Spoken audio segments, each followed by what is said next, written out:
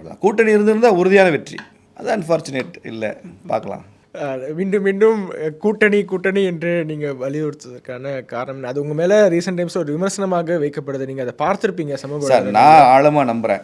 But கட்சி என்ன சொன்னால் நான் கேட்டுப்பேன், அது வேறு விஷயம். பட் நான் ஆழமாக நம்புறது என்னென்னா, தேர்தல் என்பது நமது செல்வாக்கை நிரூபிக்கிற இடம் இல்லை, உங்கள் பலத்தை காட்டுகிற இடம் தேர்தல் கிடையாது. தேர்தல் என்பது வெற்றியடைய வேண்டிய இடம்.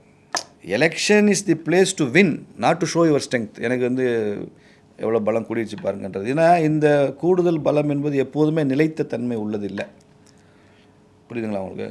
அப்போ டெமோக்ரஸியில் first you must fix your enemy first. அதெல்லாம் கற்றுக்கொள்ள வேண்டிய அரசியல் பாடம் எதிரி யாருன்னு முதல்ல ஃபிக்ஸ். எதிரிங்கிறத திமுகன்னு ஃபிக்ஸ் பண்ணியாச்சு. அப்போனா எதிரி திமுகன்னு ஃபிக்ஸ் பண்ணியாச்சுன்னா நீங்கள் அந்த எதிரிக்கு எதிரான ஓட்டுகள் சிதறக்கூடாதுன்றதில் எல்லோரும் பொறுப்போடு செயல்படும். எல்லா கட்சியும் பொறுப்போடு செயல்படும், சின்ன கட்சியோ பெரிய கட்சியோ. அப்படி இருந்திருந்தா திமுக இவ்வளவு ஊழல் பண்ண முடியாது, இவ்வளவு பார்லிமெண்ட்டில் போய் பிரச்சனை பண்ண முடியாது, பாராளுமன்றத்தை முடக்கிறேன்னு பேச முடியாது, அங்கே போய் சவால் விட்டுட்டுலாம் இருக்க முடியாது. ஒரு உதாரணத்துக்கு 2024 தேர்தலுக்கு பிறகாக அதிமுகவினுடைய எஸ்பி வேலுமணி அவர்கள் சொன்னார், கூட்டணி இருந்தது தான் நாங்கள் 35 சீட் ஜெயிச்சிருப்போம் தான் சொன்னார். இதுவே அவங்க 2021 முன்னாடியோ 2019 முன்னாடி என்ன சொல்ல ஆரம்பிச்சாங்கன்னா, பிஜேபி தான் எங்களுக்கு லைபிலிட்டி என்று சொல்ல ஆரம்பிச்சாங்க. அப்போது இப்போ பிஜேபி லைபிலிட்டி இல்லை நிரூபணம் ஆயிருக்கு இல்லையா? அதைத்தானே நான் பிரச்சனைன்னு சொல்கிறேன். அந்த மாதிரிலாம் அவங்களுடைய அந்த பேச்சுக்கள் தான் இந்த கூட்டணி முறிவுக்கே காரணம். சில பிடிவாதங்கள், தேவையற்ற பேச்சுக்கள், சில மூத்த அமைச்சர்களாக இருந்த அவங்களுடைய ஒரு ப்ரோவோகேட்டிவ் ஸ்பீச்சஸ், இதெல்லாம் சேர்ந்து தான் இட் ஸ்பாயில் எவ்ரிதிங்.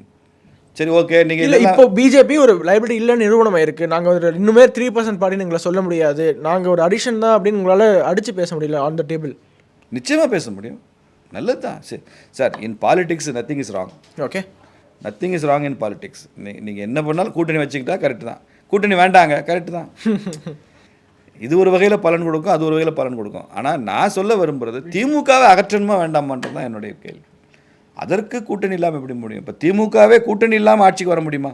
2019 ஜெயிச்சிருக்கான், 24 ஜெயிச்சிருக்கான், 21 ஜெயிச்சிருக்கான், 2 உள்ளாட்சி தேர்தல், தொடர்ந்து 5 தேர்தலில் திமுக தொடர்ந்து வெற்றி பெற்று தொடர்ந்து எடப்பாடி தோல்வி அடைஞ்சதுக்கு காரணம் திமுக வலிமையான கூட்டணி அமைச்சது தானே. அந்த கூட்டணியில் கிராக்கே வராமல் பார்த்துக்கிறாங்கல்ல. அங்கங்கே சின்ன சின்ன விஷயங்கள் இருந்தால் கூட உடனே அதை செட்ரைட் பண்ணிடுறாங்கல்ல. பெருசாக ஈகோ விளையாட விடுறது அனுமதிக்கிறது இல்லை.